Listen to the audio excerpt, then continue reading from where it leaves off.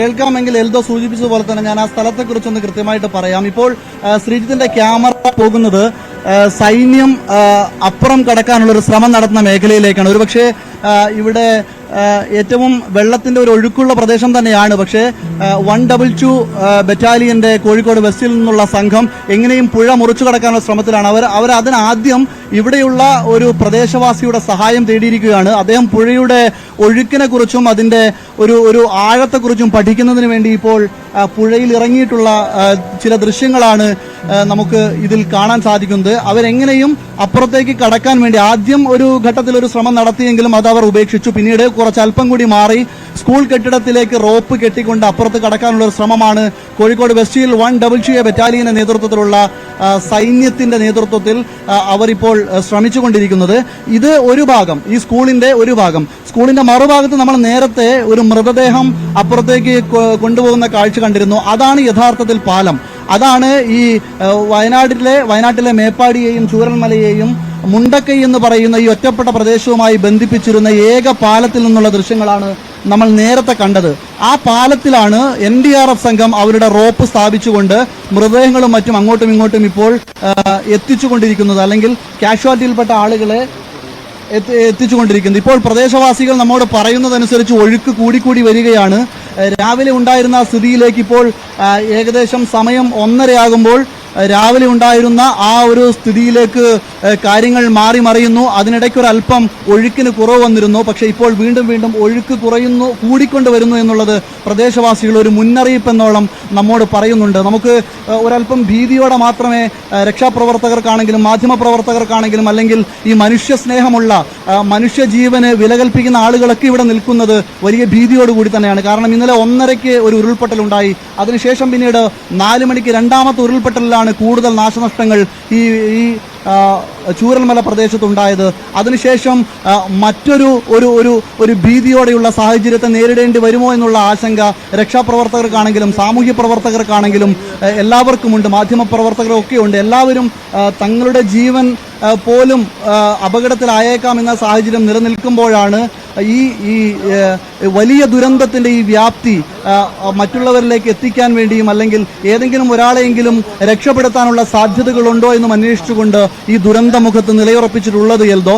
ഏതായാലും ഇപ്പോൾ നമ്മുടെ ദൃശ്യങ്ങളിൽ കാണാം, ഇതെല്ലാം മിലിറ്ററി ഫോഴ്സ് ഇപ്പോൾ ഇന്ന് രാവിലെ മുതൽ തന്നെ സൈന്യം എത്തണമെന്നുള്ള ഒരു ആവശ്യമാണ് ഇവിടുത്തെ നാട്ടുകാരൊക്കെ ഉന്നയിച്ചിരുന്നത്.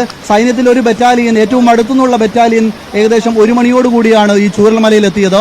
ഇനി മറ്റൊന്ന് രണ്ട് ബറ്റാലിയൻസ് മദ്രാസിൽ നിന്നും അതുപോലെ തന്നെ ഊട്ടിയിൽ നിന്നൊക്കെയുള്ള ബറ്റാലിയൻസ് അവിടെ നിന്നും പുറപ്പെട്ടിട്ടുണ്ട് എന്നുള്ള ഒരു വിവരം നമുക്ക് ലഭ്യമാണ്. അതുപോലെ എയർ ലിഫ്റ്റിംഗ് മാത്രമാണ് അപ്പുറത്തുള്ള ആളുകൾ ഇപ്പുറത്തേക്ക് എത്തിക്കാനുള്ള മാർഗമെന്നും പ്രദേശവാസികൾ വീണ്ടും പറയുന്നുണ്ട്. പക്ഷേ എയർ ലിഫ്റ്റിങ്ങിന് ഉള്ള ഒരു സാഹചര്യം, ഈ കനത്ത മഴയുടെ സാഹചര്യം, മലകളും കുന്നുകളുമാണ്, തേയിലത്തോട്ടങ്ങളാണ്, അതുപോലെ തന്നെ ഫോറസ്റ്റ് ആണ്, അതുപോലെ തന്നെ വലിയ മരങ്ങളാണ്.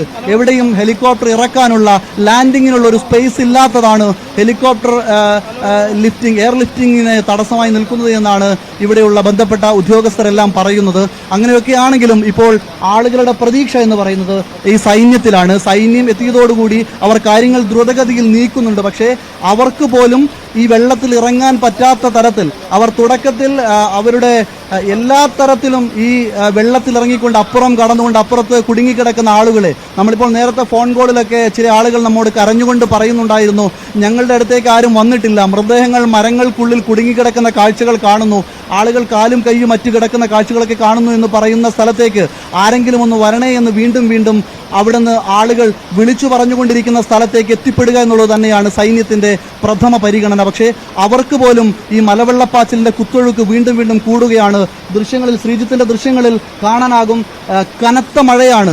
നേരത്തെയൊക്കെ ഉണ്ടായിരുന്നേക്കാൾ മഴ കനത്ത് വരികയാണ്. അതൊക്കെ ഈ രക്ഷാപ്രവർത്തനത്തിന്റെ ദൗത്യത്തെ ഏത് തരത്തിൽ ബാധിക്കുമെന്ന് ചോദിച്ചാൽ അത് വളരെ ഗുരുതരമായ പ്രതിസന്ധി തന്നെയാണ് അവരെ സംബന്ധിച്ചുണ്ടാകുന്നത്. അതുകൊണ്ടാണ് അവർക്ക് വെള്ളത്തിലേക്ക് ഇറങ്ങാൻ പറ്റാത്തൊരു സാഹചര്യം. നേരത്തെ ഒരു പ്രദേശവാസിയെ കൊണ്ട് ഈ വെള്ളത്തിന്റെ കുത്തൊഴുക്കൊന്ന് അളക്കുന്നതിന് വേണ്ടി ഒരാളെ അവർ ഇറക്കി. കാരണം ഇവിടുത്തെ ഈ പുഴയുടെ ഗതി അറിയുന്നത് ഇവിടെയുള്ള ആളുകൾക്കാണ് ഒരുപക്ഷെ സൈന്യത്തെക്കാൾ കൂടുതൽ. പക്ഷെ അവരൊക്കെ പറയുന്നത് ഇതിലേക്ക് ഇറങ്ങുന്നത് റിസ്ക് ആണെന്നാണ്.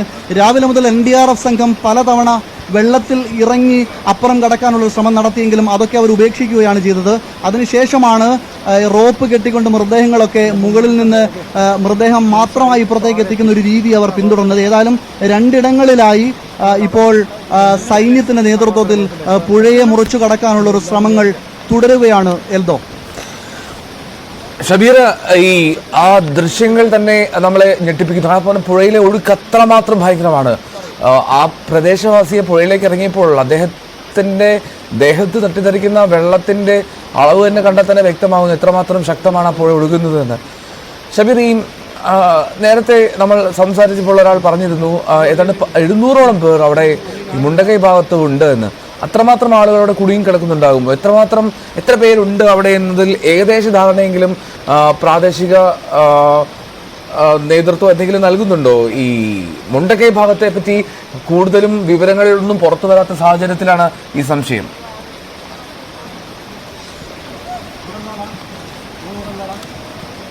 എൽദോ സൂചിപ്പിച്ച കാര്യം തന്നെയാണ്. നമുക്ക് ഈ മുണ്ടക്കൈ ഭാഗത്തെക്കുറിച്ചുള്ള ഒരു ആശങ്കയാണ്. നേരത്തെ നമ്മൾ മിനിസ്റ്ററോട് ചോദിച്ചപ്പോഴും മിനിസ്റ്റർ പറഞ്ഞത് മുണ്ടക്കൈയിലേക്ക് എത്തിച്ചേരാനുള്ള ശ്രമമാണ് ഈ ദൗത്യ സംഘം നിർവഹിച്ചുകൊണ്ടിരിക്കുന്നത്. പക്ഷെ അങ്ങോട്ട് എത്തിച്ചേരാനുള്ള ഒരു ബുദ്ധിമുട്ട് തന്നെയാണ് ഇവരെ സംബന്ധിച്ച് വലിയ പ്രതിസന്ധിയായിരിക്കുന്നത്.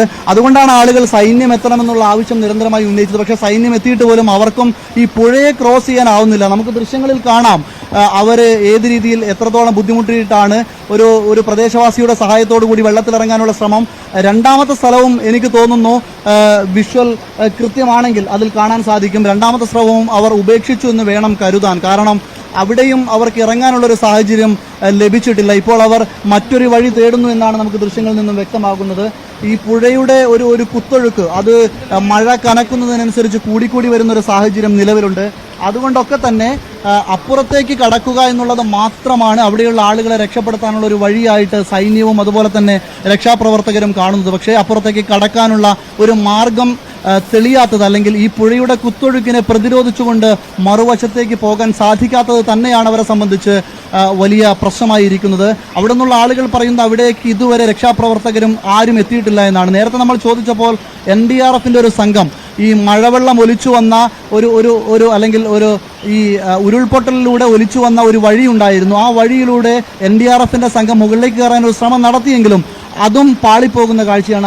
ആ തരത്തിലും അവർക്ക് അവിടേക്ക് എത്താൻ സാധിച്ചില്ല. അപ്പോൾ ഇനിയുള്ളത് ഈ പുഴയെ മറികടക്കുക എന്നുള്ളത് മാത്രമാണ്.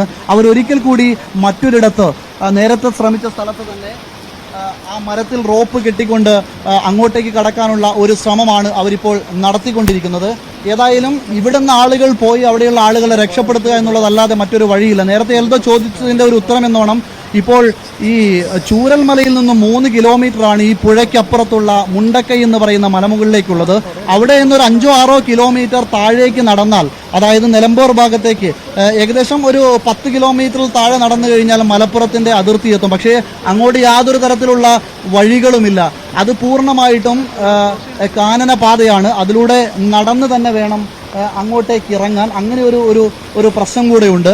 പിന്നെയുള്ള വഴി എന്ന് പറയുന്നത് ഇപ്പോൾ ഈ സൈന്യം ശ്രമിച്ചുകൊണ്ടിരിക്കുന്ന ഈ വഴി ക്രോസ് ചെയ്ത് അപ്പുറത്തേക്ക് കടക്കുക എന്നുള്ളത് മാത്രമാണ്. അതിനുള്ള ശ്രമമാണ് ഇപ്പോൾ സൈന്യത്തിന്റെ നേതൃത്വത്തിൽ എൽദോ ശ്രമിച്ചുകൊണ്ടിരിക്കുന്നത്. റൈറ്റ്, സൈന്യം മറുവശത്തേക്ക് കടക്കാനുള്ള ശ്രമമാണ് നടത്തിക്കൊണ്ടിരിക്കുന്നത്. ഈ മുണ്ടക്കൈ ഭാഗം അത് ഒരു ആശങ്കയെ തന്നെ നിലനിൽക്കുന്ന ഒരു പ്രശ്നമുണ്ട്. അങ്ങോട്ടേക്ക് കടക്കാനുള്ള ശ്രമം അത് സൈന്യം നടത്തുന്നു. പക്ഷേ അംഗങ്ങൾ തിരികെ മുകളിലേക്ക് കയറി വരുന്ന ദൃശ്യങ്ങളും കാണാം.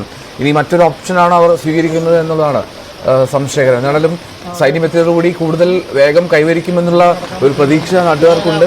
പക്ഷേ മുണ്ടക്കൈ ഭാഗത്തേക്ക് അവർക്ക് എത്താൻ കഴിയാതെ പോകുന്നു എന്നുള്ളതാണ് ഏറ്റവും വലിയ പ്രശ്നം. ചൂരൽമലയിൽ ഇതിനോടകം തന്നെ നിരവധിയായിട്ടുള്ള രക്ഷാപ്രവർത്തകരുണ്ട്. പക്ഷേ അപ്പുറത്ത് മുണ്ടക്കൈ ഭാഗത്താണ് NDRFന്റെ ഏതാനും ആളുകൾ മാത്രമേ എത്തിയിട്ടുള്ളൂ. ഇതിനോടകം മരണനിരക്ക് 62 ആശങ്കയുടെ കണക്കുകളാണ് വരുന്നത്. ആശങ്കപ്പെടുത്തുന്ന സാഹചര്യമാണ് മുണ്ടക്കൈയിലും ഉള്ളത് എന്നുള്ളതാണ്. എന്നാലും പ്രതീക്ഷയോടെ നമുക്ക് കാത്തിരിക്കാം. മിസ്സിംഗ് ആയിട്ടുള്ള ഒരുപാട് പേരുണ്ട്. അവരുടെയൊക്കെ കണക്കുകളൊക്കെ എത്തേണ്ടതുണ്ട്. അതൊന്നും ഇതുവരെയും തിട്ടപ്പെടുത്താൻ സാധിച്ചിട്ടില്ല എന്നുള്ളതാണ് മറ്റൊരു പ്രധാനപ്പെട്ട കാര്യം.